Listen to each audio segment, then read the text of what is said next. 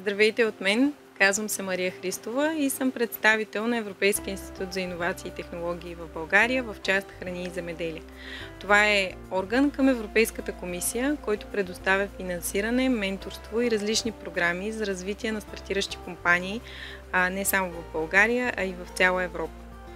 Това, с което аз се занимавам, е да подпомагам стартиращи компании да намерят необходимото финансиране за реализиране на своята идея.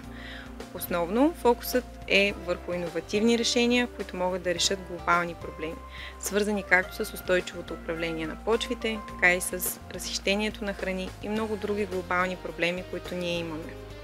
Учредихме сдружение AgriVentures, което има за цел именно да предостави цялата необходима информация за една стартираща компания, иновативна, която да финансира своята идея и да я реализира на пазара не само в България, а и по цял свят.